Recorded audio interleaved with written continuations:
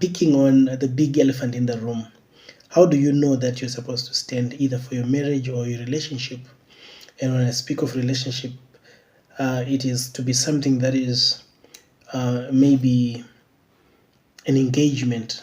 You have engaged with your fiance, or you went through a divorce, but in your heart, deep down, you still think what you had, it could be a family, or the union you had with your spouse can be salvageable. Now, I'm going to just lay in basic foundations here. And this is one of the major questions that people ask. How do I know that I have to fight for this? Usually one person or even both initially can be in a place where they feel like they don't want this anymore. But time has a way of doing wonders, and there's also processes that have a way of doing wonders where if you undergo through them, it could be counseling and prayer and the right counsel, you really realize that things were not as bad as they seem or as they seemed. Or you also look and identify the enemy in the fight. So many people come then and say, okay, they go online and find out information, videos, books that talk about marriage restoration or restoration in relationships. As I said, some people are engaged or have been in long-term relationships and they feel like they've invested all their life in this and they are sure something had to come out, something good had to come out of this. But unfortunately, there is not much that has been shared with the leading of the Holy Spirit on the subject matter, and people have just retired and resigned themselves to scripture that they usually misquote in the Word of God. And we're coming into this space with the right tools to equip you to wage a fight against the principles of darkness, against the enemy of your destiny, against your marital destiny that has been tampered with by the devil. And we are coming in with the tools from the Word of God. So you might have had some hedonistic and TikTok flavored videos where someone would tell you that they mishandled you, so let them go. Be that as it may, there is a position in the Word of God that you can take to honor the covenant that you made with your spouse, to honor the covenant that you made before God, to honor the commitment that you have for the next person. So to address the elephant in the room, the question you ask determines the answer you get. So it is important to learn to ask the right questions. Most people ask what they need to have or hear to know that they're supposed to stand for their marriage, when in actual fact, the question does not have to be how to know if you have to stand for your marriage or your relationship. The question is, what do you have to hear to know that you don't have to do it? Because as a basic dictum of a commitment, a lifetime commitment of marriage in the eyes of God, it is for better and for worse, for richer and for poor, till death do you part. So there have to be out of this world circumstances that will give you a go-ahead where you know the sovereignty of the sovereign Lord came in and disannulled this. Until and unless you arrive at that point, there are measures and instruments that can be put in place by people who have been equipped by God to help you navigate the cycle of frustrations and pain and hurt in a relationship, in a marriage, in whatever situation you have with your spouse, which is a heterosexual couple. From the point of departure, you have to know that even if you don't hear anything or see anything, God expects you to wage a war concerning your marriage. God expects you to wage a war to stand for the restoration of your marriage. People always use most of the time a scripture in the Word of God where people asked the Lord Jesus concerning marriage, and the Lord answers very clearly and he says, in the beginning it was not so, but because of the hardness of the heart, God instituted divorce. So when you see people tearing apart a family and moving away from each other, you must know that there has been an enemy that has come in, and also there has been a hardness of heart. The same hardness of heart that stops people from repenting genuinely is the same hardness of heart that makes marriages not to work.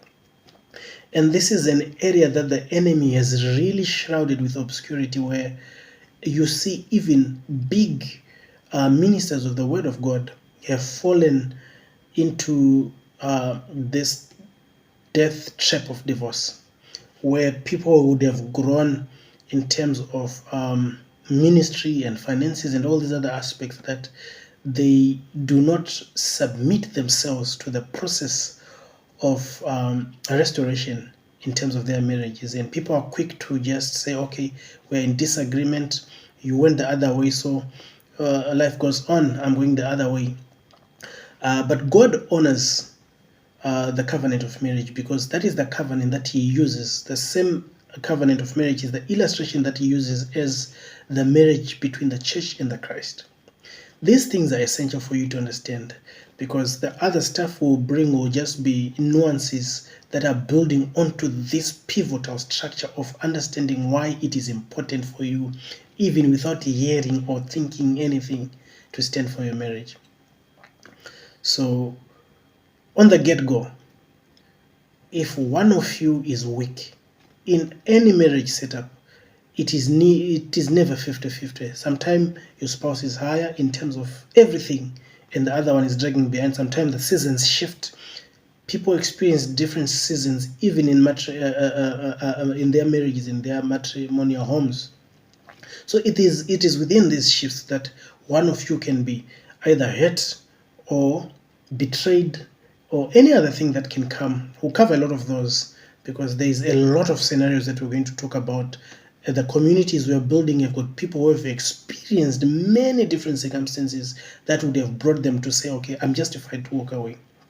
And even some have pulled up scripture in the wrong way, when they quote that if there is probably infidelity, you have to walk away. The Bible doesn't even say that, but we'll get to that. We'll really get into that. I hope you'll stay around long enough to really get into understanding what the word of God means there. So you have to have the basic foundation of knowing what marriage is. Marriage is a partnership on a mission, where God puts two people to a task.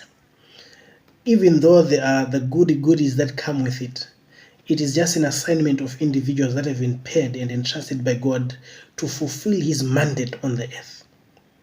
So along the way on the assignment, things happen, and sometimes because of hurts in the past, childhood traumas, a lot of things happen on the way that cause people to drift apart, and sometimes a separation or a divorce occurs. But I want to tell you today that that is not the end of the story. There is a whole lot more that can be done to give you something that is even much better than the one that you had. In most cases, in many cases in the Word of God, the most beautiful things had to experience some sort of death before they are raised into a newness of life. So we're going to go together on this. We're going to go together on this beautiful journey, and really get into a lot of these concepts. There's a book that we've done, and we have a channel on YouTube. So there are also other resources if you are just starting out and you feel so eager to say, I really want to get into this, I really want to get into the thick of things. Go onto our YouTube channel. We have a channel for that. I'll highlight it here. You can go search it out.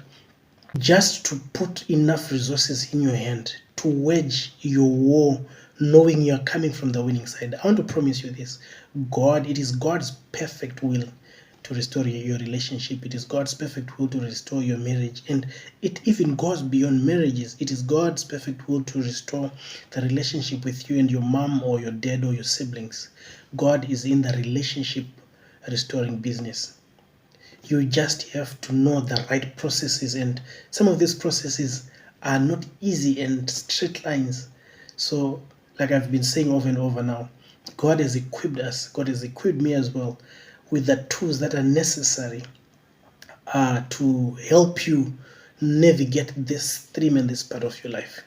I'm very excited, and I am encouraged. We also have a WhatsApp platform. I'm just gonna try and link a whole lot of these things on my bio and on some of the videos, so that you join a community. You join a community of people who are walking in the direction you are walking in, and who have fought and waged a war and successfully waged it in the thing that you think is impossible. God is a good God. God is a great God. So let me leave you with this. But I pray to God that God gives you the grace, because you've just embarked on a beautiful journey. God bless you.